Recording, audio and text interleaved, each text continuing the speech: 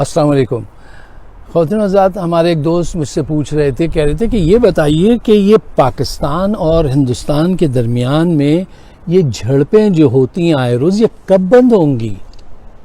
تو میں نے انہیں ایک پرانی پاکستانی پنجابی فلم کا ایک سین یاد کرایا کہ جس میں منور ظریف صاحب اب سے ان کی محبوبہ پوچھتی ہیں کہ اسی کدوں تک ایویں چھپ چھپ کے ملتے رہوں گے, تو وہ لہلاتے ہوئے جھومتے ہوئے کہتے ہیں جدوں تک اسی پھڑے نہیں جاندے, جب تک پکڑے نہیں جائیں گے ملتے رہیں گے. پاکستان ہندوستان بھی جب تک ایک بڑی جنگ نہیں لڑ لیں گے یہ جھڑپیں نہیں رکیں گی. اچھا, اور یہ جنگ ہوگی. میں جب یہ بات کہتا ہوں کہ یہ جنگ ہوگی تو مجھے چاہیے کہ میں آپ کو I must give you some good rationale. Number 1, دیکھیے طاقت کا توازن اگر دو قوتوں کے درمیان میں ایک جیسا ہو, تھوڑا سا زیادہ تھوڑا سا کم ہو, تو وہ جنگ سے دور رہتے ہیں. مثلا روس اور امریکہ کتنی کولڈ وار چلی لیکن جنگ نہیں کی. کیوں؟ دونوں کی قوت چھوٹی آگے پیچھے تھی. لیکن اگر ایک قوت کے پاس کے پاس طاقت اتنی زیادہ اور دوسرے کی طاقت اس سے آدھی سے بھی کم ہو تو یہ جنگ ہر صورت میں ہوگی. ہندوستان کی جو عددی برتری ہے پاکستان پہ وہ ایک کے مقابلے میں 3 گنا زیادہ ہے. اس کے پاس جدید اسلحہ ہے, اس کے پاس فوج کی بہت بڑی تعداد ہے, اس کے پاس بہت ساری ایسی چیزیں ہیں جو پاکستان کے پاس نہیں ہیں. اس لیے میں کہتا ہوں کہ جنگ ضرور ہوگی. اچھا, طاقت جو ہوتی ہے, جب بھی طاقت کہیں پہ بھی آئے گی تو وہ اس کا اظہار چاہیے گی. جیسے محبت اظہار چاہتی ہے نا, ہر وقت محبت اگر آپ کو جائے تو آپ اظہار سننا یا کرنا چاہتے ہیں. طاقت اگر آ جائے تو وہ اس کا اظہار چاہتی ہے. یہی میرا آج کا ٹاپک ہے, اور میری سوچ یہ ہے کہ طاقت جب ہوگی تو فساد ہوگا, چاہے آپ کچھ بھی کر لیں. کالج کے زمانے میں میں ڈیبیٹس میں حصہ لیتا تھا اور یونین الیکشن میں اور معاشرہ سدھار مہم میں. تو کالج میں ایک زمانے میں میں الیکشن لڑ رہا تھا, تو وہ ایک صاحب تھے, ایک لڑکا تھا جو ہمارے ساتھ پڑھتا تھا, تو اس نے ایکسرسائز کر کے اپنے بڑے ڈولے وولے بنا رکھے تھے بہت. تو وہ جب وہاں سے ہمیں ملتا تھا تو مجھ سے پوچھتا تھا کہ فائق بھائی ہمارے لائق کوئی خدمت ہو تو بتائیے. تو میرے ایک بڑے پکے دوست تھے, میں باڈی مین, میرے ایڈوائزر, میرے بہت اچھے دوست تھے سید ولی حسن نقوی. وہ مجھ سے کہتے تھے یار یہ روز تم سے پوچھتا ہے کہ میرے لائق کوئی خدمت ہو تو بتائیے, یہ کیا چاہتا ہے؟ تو میں نے کہا تم سمجھتے نہیں ہو, تم دیکھتے نہیں ہو, سوچتے نہیں ہو. کہنے کے کیا مطلب ہے؟ میں نے کہا تم اس کی باڈی نہیں دیکھ رہے ہو, وہ پھٹی پڑ رہی ہے, وہ اظہار چاہتا ہے اپنی قوت کا, وہ کسی کو پیٹنا چاہتا ہے, اور وہ چاہتا ہے ہم کسی کا نام لے دیں وہ ہماری طرف سے اس دوسرے گروپ کو پیٹ دے.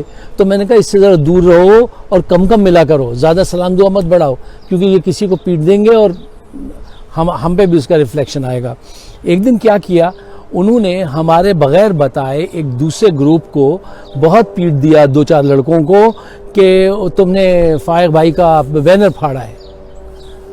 اچھا, اب ہمارے فرشتوں کو بھی خبر نہیں, اس نے اپنی طاقت کا اظہار کر دیا. دوسرے دن میں تقریر کر رہا تھا, آگے لڑکیاں بیٹھی ہوئی, پھر پیچھے لڑکے بیٹھے ہوئے, بڑے جوش میں سب لوگ میرے حق میں نعرے لگا رہے. اچانک 3-4 ان کی طرف سے لڑکے آئے اور انہوں نے آگے جو خاطر شروع کی ہے ہماری, تو مت پوچھئے پھر آپ. مجھے تو خیر لڑکیوں نے وہ کچھ لڑکیاں رونے لگیں, کچھ ایسے وہ ہو گیا سین کہ انہوں نے مجھے چاروں طرف سے گھیر لیا. لیکن اس کے باوجود بھی ایک صاحب نے, جنہوں نے کچھ وہ لوہے کی چیزیں یہاں پہ کوئی ہے پہنتے ہیں, وہ جو میرے یہاں ماری تو میرے کئی مہینے تک جو ہے اس کا درد رہا, اور وہ درد مجھے اب تک یاد ہے. اور ہوتا ہی ہے کہ طاقت اگر آ جائے تو طاقت اظہار چاہتی ہے. انہوں نے اس کا بھرپور اظہار کیا. ہندوستان آج جس موڑ پہ آ کے کھڑا ہو گیا ہے اس کے پاس اب کوئی چوائس نہیں ہے کہ لوگوں کا پیٹ کاٹ کر انہوں نے یہ ہتھیار خریدے ہیں, اور جب تک وہ ایک دفعہ آپ چاہتے ہیں پاکستان کا ہاتھ یوں گرا دیں اس کے بعد وہ ٹیبل پہ آئیں گے. لوگ کہتے ہیں صاحب ٹیبل پہ مسئلے کا حل ہوگا, آ کے ٹیبل پہ ہی حل ہوگا, لیکن ٹیبل کا سفر بہت دور کا ہے. ابھی آپ میدان میں ہیں اور ابھی جنگ ہوگی, خون آشام شامیں ہوں گی اور لہو برسے گا, گھر اجڑیں گے, دہقان جو ہے وہ اس کے گندم کے جو دانے ہیں جب سب جل جائیں گے, جب تباہی پھیلے گی اس کے بعد یہ ٹیبل پہ آئیں گے, اس سے پہلے یہ ٹیبل پہ نہیں آئیں گے. ٹیبل پہ پہنچنے کے لیے بڑا عرصہ چاہیے. جو صورتحال آج ہندوستان کی ہے، دیکھیے آج ہندوستان کی صورتحال کیا، سچائی سے برا مت مانیے، سچائی سے سنیے. دیکھیے ابھی جو حملہ انہوں نے کیا وہاں پہ کشمیر میں، اور وہاں پہ ایک کرنل صاحب مارے گئے، ایک میجر صاحب مارے گئے، 2 سپاہی مارے گئے. آپ کو پتہ ہے کسی جھڑپ میں جس میں کرنل رینک کا آدمی مارا جائے وہ بڑے کمانڈوز کے ساتھ جاتے ہیں، وہ ایسے چھوٹے موٹے جھگڑے میں نہیں جاتے ہیں کرنل اور میجر کے رینک کے لوگ، ٹھیک ہے نا. اور کتنی مہم کے ساتھ وہ گئے اور کتنی آسانی سے انہوں نے مارا ہے، اور مارنے کے بعد وہ نکل گئے. انہوں نے، آپ 5 بتاتے ہیں، پتہ نہیں زیادہ کتنے مارے انہوں نے. تو بہرحال کہنے کا مطلب یہ ہے کہ اب بڑا حملہ ہندوستان کو کرنا ہی پڑے گا. کیوں؟ آج میجر صاحب ایک جنرل صاحب ایک ٹی وی پہ میڈیا پہ رو رہے تھے ہندوستان کے. وہ کہہ رہے تھے کہ یہ FATF والے جو ہیں یہ کیوں نہیں اس کو دہشت گرد ملک قرار دیتے. پھر ایک صاحب بولے کہ یہ امریکہ ہمارا کیسا دوست بن رہا ہے جس نے پوری دنیا کو یہ بتا دیا کہ ہمارے یہاں جو ہے دوسری اقلیتیں جو ہیں، مائنورٹیز جو ہیں، ان کے ریلیجس کا کوئی وہ نہیں، ہم ان کا قتل کر رہے ہیں، ٹھیک ہے نا. پھر ایک صاحب بولے یہ عرب سو رہے تھے، یہ کیسے جاگ گئے، اور ان کی کیا حیثیت ہے ہمارے سامنے، یہ چھوٹے سے ملک ہیں. دیکھیے آپ کے خلاف رائے عامہ ہموار ہونی شروع ہو گئی ہے، ہو نہیں رہی، ہو گئی ہے. اس دن سے ہوئی ہے جس دن عمران خان نے 1 گھنٹے تک یونائٹڈ نیشن میں خطاب کیا. اس پہ بھی بڑا دکھ ہے. ایک صاحب فرما رہے تھے کہ یہ ہمارا کیسا دوست ہے یہ بھارت ہمارے پردھان منتری کو 15 منٹ دیے اور عمران خان جو ہے 1 گھنٹہ بولتا رہا، اس کو نہیں روکا انہوں نے. وہ اپنی کہانی سنا گیا اور ہمارا آدمی 15 منٹ میں صرف باتھ روم بنانے والی کہانی سنا کے آ گیا. دیکھیے غلطیاں جو ہے نا انسان جان کے نکلتا قدرت کروا دیتی ہے، بہت کچھ قدرت کرواتی ہے، انسانی ذہن کو بدلتی ہے.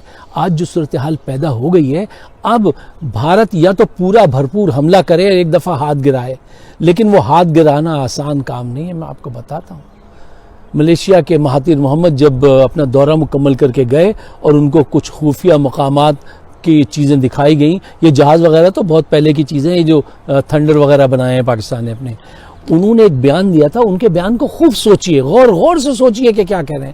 انہوں نے کہا اب دنیا کی بڑی سے بڑی قوت بھی اگر پاکستان کے ساتھ جنگ کرے گی تو پاکستان ان کی ناک توڑ دے گا. ایک ایسے بہت ہی معتبر آدمی نے یہ بات کہی ہے. اس نے کیا دیکھا اللہ جانے، کیا کیا چیزیں پاکستان نے تیار کی ہیں. لیکن ہاں میں یہ بات جانتا ہوں کہ پچھلے 30 سال میں پاکستان میں پولیٹیشنز نے صرف مال چرایا، پیسہ چرایا، خزانہ چرایا ہے، رقم چرائی ہے، اور فوج نے، اس کے اداروں نے صرف ایک کام کیا ہے، نئے سے نئے ایمونیشن پہ انہوں نے وہ جو ہے وہ کام کیا ہے. اور کچھ ایسی تیاری جس کا مجھے بھی علم نہیں، لیکن جو لوگ بتاتے ہیں تو میں حیران رہ جاتا ہوں کہ یہ کیسے ممکن ہے، اور وہ یہ سب کچھ ہے. اب یہ تو بہرحال یہ بات تو طے ہے کہ جنگ ہوگی، یہ آج ہو 4 مہینے بعد ہو. کیوں؟ اس کی آخری ریزن میں آپ کو دیتا ہوں. دیکھیے RSS کی جو فلسفی ہے نا کہ ہندوتوا کو آگے بڑھانا، ایک عظیم کنٹری بن کے ابھرنا ہے، آئیڈیل بات تو یہ ہے کہ وہ ایک انگریزی سیئنگ ہے کہ I can tell you how to stop a war and the solution is never ignite one, never start one. یہ آئیڈیل بات ہے، یہ کوئی مانے گا نہیں، ٹھیک ہے نا. جنگ ہوگی، ضرور ہوگی، بربادی ہوگی، دونوں طرف ہوگی. بڑا ملک بڑی بربادی، چھوٹا ملک چھوٹی بربادی. اس کے بعد جا کے یہ جو اسلحہ جمع کیا ہے، یہ قوت جو حاصل کی ہے ہندوستان نے، یہ آنے والی نسلوں کی بربادی کا سامان جمع کیا ہے. آسان تو بہت تھا معاملہ کہ یہ کہتے پاکستان کو چاہیے یار تھوڑا سا جھک جائے، یہ بڑے بھائی ہیں، ان سے جا کے ہاتھ ملائے کہ آئیے یار دوستی کیجئے. کشمیریوں کو ان کی کشمیر نہ پاکستان کا ہے نہ ہندوستان کا ہے میری نظر میں. ان کو ان کا کشمیر دیجئے، آزاد کیجئے اور یہ جھگڑا نپٹائیے. لیکن یہ سب آئیڈیل باتیں ہیں، ایسا ہوگا نہیں کہ ہندوستان چھوڑ دے آزاد کشمیر یا کو مقبوضہ کشمیر کو کہ بھئی آپ اپنی زندگی جیو، ہم اپنا جیون، اور پاکستان کو کہے میرے پیچھے آؤ مل کے یہ کام کرتے ہیں. یہ آئیڈیل باتیں ہیں، یہ افسانوی باتیں ہیں. ایسا ہو بھی سکتا تھا لیکن RSS کی موجودگی میں یہ نہیں ہونے والا. آپ اور میں دعا ضرور کر سکتے ہیں. کیوں؟ وہ جس کے قبضے میں میری آپ کی جان ہے وہ بہت کچھ بدل دیتا ہے، اور ابھی ایک حالیہ اس میں ثبوت مل چکا ہے۔